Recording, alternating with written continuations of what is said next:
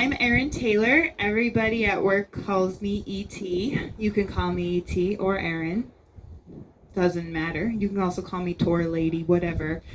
I'm the marketing director at Green Energy Consumers Alliance. We're a nonprofit based in Boston and Providence. We work primarily in Massachusetts and Rhode Island, across both states. And our mission is to harness our power as energy consumers to speed the transition to a low carbon future.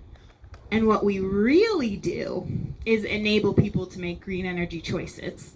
We have several programs, and we are always trying out new programs that actually really rotate around buying groups for heat pumps, electric cars, renewable energy, heating oil, anything that has to do with energy. We try to help people out with, and then we try to help them use better technologies, less energy, things like that. So we have this wonderful program called Green Powered that's been around for almost 20 years now. Green Powered allows people in Massachusetts and Rhode Island, anyone with an electric bill, to switch the source of their energy. You can choose renewable energy, and we buy that renewable energy from places like this, and specifically from these turbines. At least one, and then sometimes two others, right, of these turbines. So if you're a Green Powered member, some of your renewable energy is coming from the turbine you see before you. Is anybody actually a Green Powered member? Yeah, awesome. Oh my gosh, a lot of you are here. Thank you. I'm so glad to meet you. Well, Green Powered is super cool, but a lot of people ask us, well, how do you get the energy from this turbine to my house? Like, isn't that what's happening? The answer is not exactly. And what I'm about to explain to you is a concept that's a little weird to a lot of people, but it's very important in the renewable energy business. I'm going to try to explain it in a way that makes sense. So, a renewable energy source, or any energy source, produces electrons, and electrons produce our electricity. Electrons, they don't listen. They don't listen to you. If you say, I want green energy, send me that electron from this wind turbine to my house, the electron's going to be like, okay, sure, but I got distracted. So along the way, the electron's going to go to the first place that it's needed. That's why, really, with any energy source, unless it's on your house, it's very hard to direct the energy to say what energy is coming to your house. The electrons tend to go into, think of it as a bathtub, and then we draw out of that bathtub. So what we're trying to do with Green Powered is green up the bathtub. But if you can't tell an electron to come to your house, how can you buy green electricity? The answer is something called a renewable energy certificate, or a REC. RECs are really important because back in the 1990s, when people really wanted to buy renewable electricity but couldn't, because we couldn't send the electrons to their house far away from solar panels or wind turbines, RECs were created to track renewable energy. So a REC says every time 1 megawatt of power is generated by a renewable generator, it's written down, tracked, where it was generated, when it was generated, how much, what source, the emissions footprint, which for wind is 0. That's all tracked. And a developer like Tim here, who works for Green Development and works with these wind turbines, and we'll talk to you in just a minute, a developer can actually sell not only the electrons, but also the RECs. So this is 2 streams of funding for renewable energy, which is really crucial in Rhode Island, because if Tim could only sell his electrons, he probably wouldn't make enough money to be profitable, and this wind farm probably wouldn't have happened. So what we do for our Green Powered members is we buy the RECs. When you buy the RECs, you buy the rights to that electricity. You also send a message that you want more green energy on our grid, Over time, green-powered members and some of our New England Wind Fund donors have supported 30 wind turbines, more than 30. When we started, there was just one, and it was in Hull, Massachusetts. And now we work with over 30. Some are small scale at high schools, and we have one at a ski resort. And others are in bigger farms like this. But we're really proud of the work we do to support wind in communities. And that's why we bring people out to meet wind turbines. There's a lot of myths about wind, and we like to clear them up. So we're really grateful for our green-powered members for supporting this program and helping us support renewable energy. And one more thing I want to tell you is that one cool thing that's happening now is we've ramped green-powered up, and now we're offering it on the community scale. So that means that whole communities are buying RECs from local projects and adding them to their customers' electricity supply. So these communities will buy more renewable energy for their residents. Nothing changes for their residents. Nothing changes in the way they pay their bill or where they pay it to. And what we've seen with the communities in Massachusetts that have done this is these residents are actually saving money compared to the brown power they had before. So this is a really awesome consumer protection strategy and also a strategy that supports more renewable energy in our region. If you live in South Kingstown, Barrington, Providence, Central Falls, or Portsmouth, this is coming to your community. So that's super cool, and you'll probably hear more about it from your community. I want to take one more second to thank our EV ambassadors and say that Drive Green is one of our other programs. It's an electric car buying group. We bring our electric vehicle ambassadors out so that people can see that electric cars are not only cool and they're not only different from gas-powered cars, but they're also pretty similar to gas-powered cars, and they're better. And they're also not as expensive as you think. So our Drive Green buying group negotiates discounts on electric cars and helps you learn about them, helps you shop for them, helps you find out what rebates are available. And anyone here, a lot of our EV ambassadors or people at the table can talk to you more about that.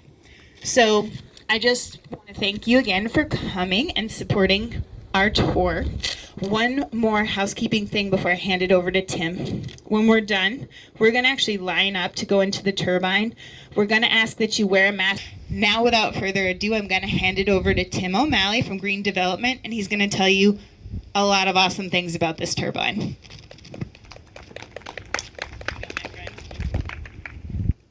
Good afternoon, everybody. Thanks for coming. My name is Tim O'Malley. I am the Vice President of Operations and Maintenance for Green Development. We are based in Cranston, Rhode Island. We are a Rhode Island born and bred company that's been around in our current form since 2009. The company started with our CEO and founder, had a great idea. He was a civil construction contractor and said, I think this wind turbine solar thing's going to be a good business to get into, and it's good for the environment. One interesting story he likes to tell is that when his daughters were younger, he did a lot of civil construction, so building of BJ's and Walmarts and these big box stores, large developments, and his daughters started learning about the climate in school, and they said, Dad, you tear down a lot of trees to do this, and so that kind of really got him thinking and said, what can we do to kind of help better the environment, be better people to the planet, and started doing some research and really took on to these wind turbines. He's a construction guy. He loves machines, so he sees these big machines like, I want to build some of those. I want to see them go up. So he put one in the front yard of his house in North Kingstown. I'm sure if you've driven past North Kingstown, you've seen this. That literally is in the front yard of his house because he said, I'm going to put my money where my mouth is. I will show people that these things are not scary. You can live near them. You can be by them as long as they're responsibly sited and they can produce power. So that's led us to where we are today. We have 19 turbines operating in Rhode Island. We're building 3 more down at the Port of Providence this year. We have a lot of solar development going on. Thank you. So we're really excited. Hopefully by the end of the year, we'll have 3 more turbines up next to the 3 that are currently there at the NBC plant. So Green Development developed this site and built these turbines. We then had 3 of them that we sold to the town of West Warwick, who was really advanced, thinking outside the box on how can we participate and offset our electricity costs, first of all, and do something cool and good for the environment. So we worked with them. They actually ended up purchasing 3 of the turbines off of our company, and this offsets 100% of the power that they use in their town. So they are really a completely green town, and that's awesome. And they even have some extra power that they're able to sell to other people. They sell the RECs to Green Energy Consumers Alliance and other people, so they got multiple revenue streams coming in. It's offsetting all their power, so it's been a great thing. My company does the asset management for them. They say, hey, we're a town, we're not a renewable energy owner, so your company can help us manage all of this. So that's part of our job. We make sure that the turbines are operating properly. I have a team. I got one of my team members here, James. We oversee the people who take care of these turbines for the town as kind of a check and balance. So that's one big thing that I do like to highlight, is that renewable energy, no matter where you stand on the climate change or anything like that, it creates jobs, and that's what we desperately need in this area of the country especially. Rhode Island is not known for bringing people in for jobs. Actually, it's exactly the opposite of, we have a problem here of when kids graduate high school, there's no jobs for them. So what do? They leave. They migrate into Mass or surrounding areas, or completely out of New England. So renewable energy can actually help that. It's creating a lot of jobs. It brought me and my family. I'm from Illinois originally. James is actually from Illinois originally. We moved into Rhode Island to work here, and that's a great thing. Renewable energy has done that. So we've put a lot of people to work. We have over 85 people that work for our company. We actually hire, right now we have a solar project going on in North Smithfield. There's probably 100 union electricians on that job right now working from Rhode Island, Mass. So doing a lot of good things. We're helping communities, we're helping farmers, and we're also helping put people to work. So these turbines, they are Vensis 1.5 megawatt turbines. There's 3 of them that the town owns. All 10 of them that are in this area are the same exact model. We got a little cheat sheet here of kind of frequently asked questions. This is a good cheat sheet. Yeah, so these are owned by the town of West Warwick, as I said. They have been up since August of 2016. We just completed our 5-year maintenance on them. Lifetime production of these 3 turbines that the town of West Warwick owns is 47,303,687 kilowatt hours. So it's a lot of power that's been produced over the past 5 years.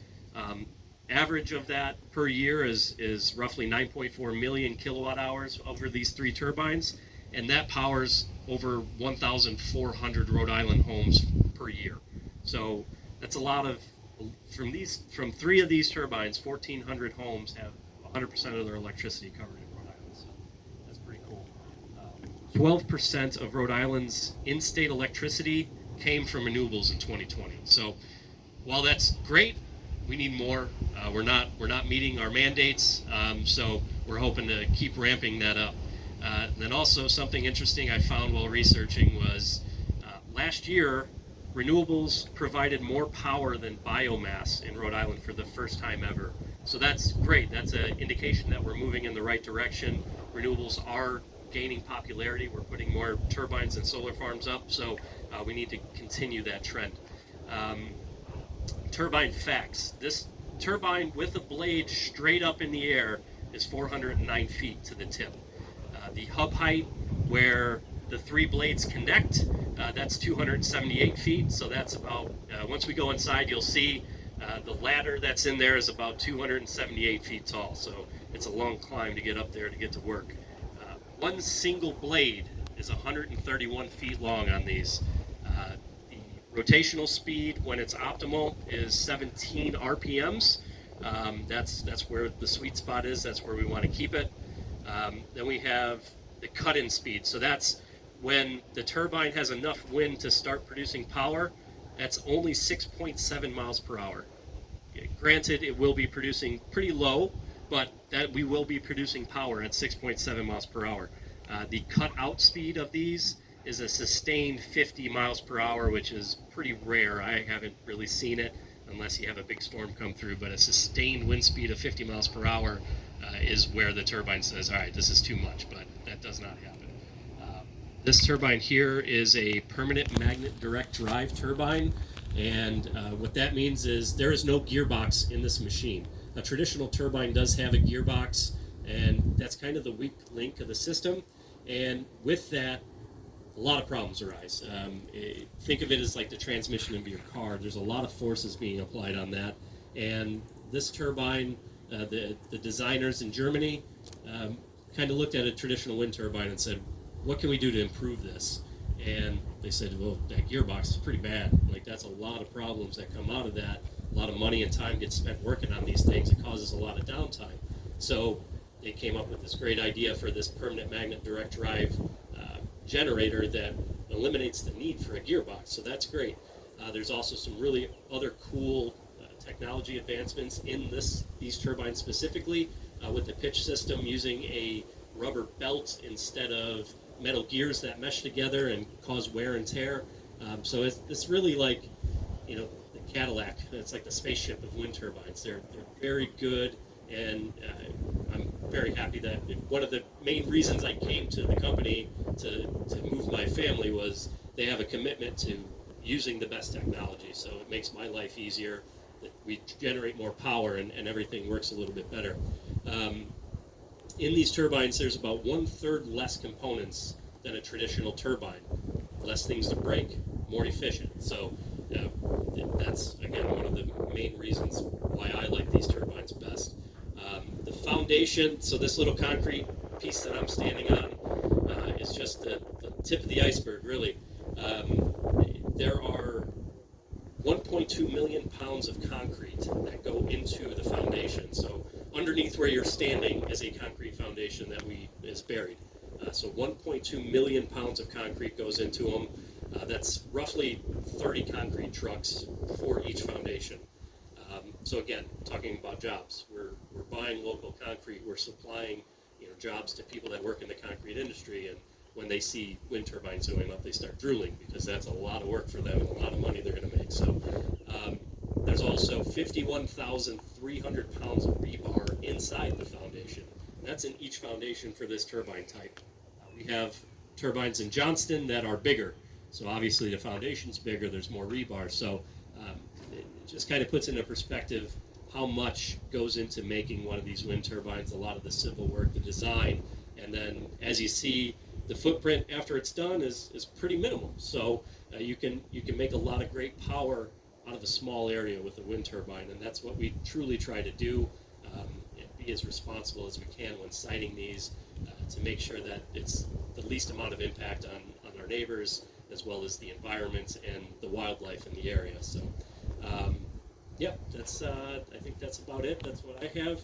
We're gonna open it up. If anybody has any questions, we're gonna try to keep it kind of tight, and then we'll do the tour, and there'll be opportunities. I'll be walking around. We'll all be walking around. So go ahead. Thank you. So I just wanted to ask, if I would like to buy the rack from you, and I happen to live in California, am I able to do that over there, or it's just like sold out in the neighborhood around? That's a great question. I'm gonna answer that one. So Recs can be bought by anyone, anywhere, to claim the power use. So if you were in California, you could buy Recs from a project in Massachusetts or Rhode Island if you wanted to. It's hard as an individual to do that. So if you want to join a program, usually like Green Powered,